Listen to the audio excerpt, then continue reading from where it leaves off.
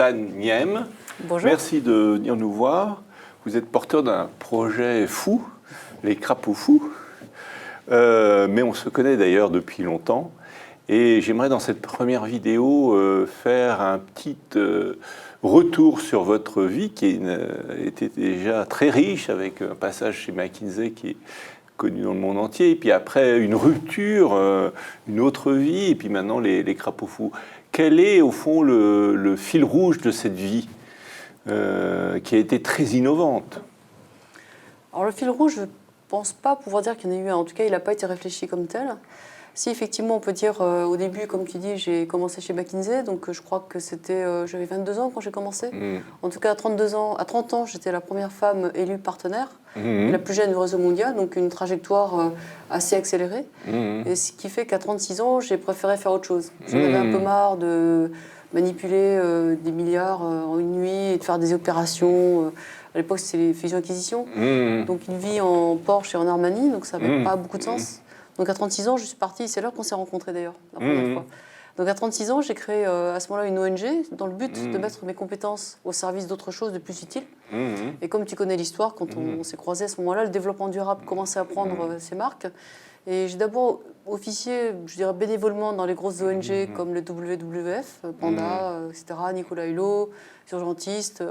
Et puis je trouvais que ça ne marchait pas bien. Je trouvais que c'était trop, chacun dans son silo, chacun dans sa petite lutte. Et il manquait un petit peu de facteurs d'innovation, de transversalité. Et c'est là que je suis tombée à l'époque dans les mouvements open source. Donc c'est des gens qui bricolaient à l'époque, ils transformaient Windows en de l'open source avec Linux. Et si tu te souviens, en 2002, quand j'ai donc arrêté, j'avais 36 ans, les wikis, les blogs, ça commençait à peine à décoller. Et j'ai eu la chance de croiser ces gens-là. Et ça, c'était la marque de fabrique. Ça a été le début de se dire, après tout, si on a des choses qui fonctionnent pour ouvrir la connaissance gratuitement, pourquoi est-ce qu'on ne donne pas ça à tout le monde? Et c'est comme ça qu'après on s'est retrouvés. Moi j'étais en train de bidouiller, on va dire.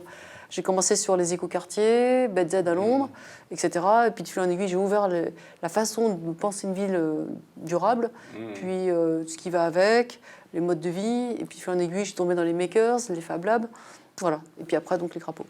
Et là, il y a eu un livre qui a marqué ce moment-là, qui était autour des abeilles. Tu prenais la métaphore des abeilles. Oui, c'est ça.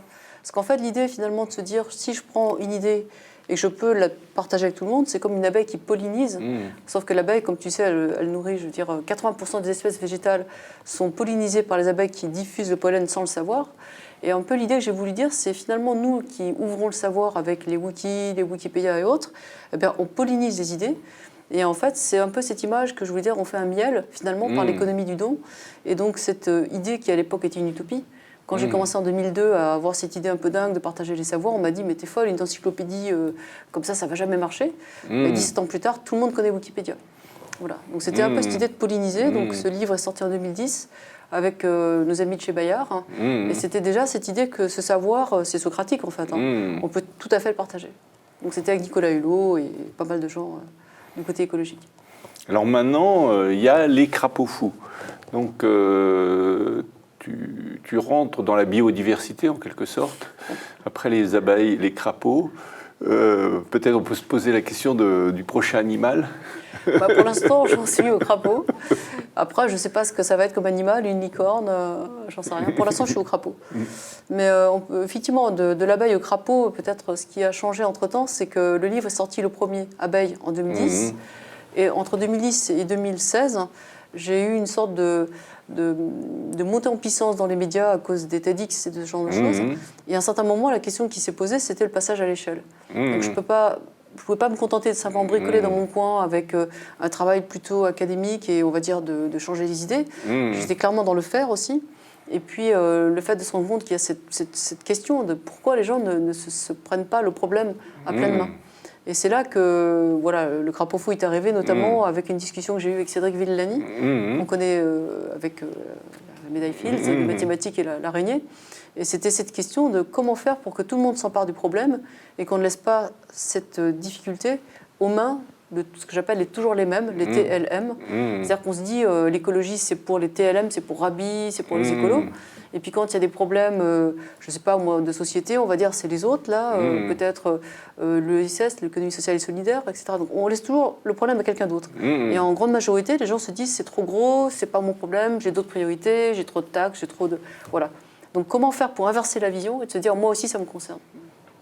C'était ça l'idée. Alors on va, dans la deuxième vidéo, parler justement de ce présent et de cet événement extraordinaire qui est en train de se lancer aujourd'hui même au sein de l'Université catholique de Lille, le lancement mondial des premiers battements de pattes de crapaud. À tout de suite.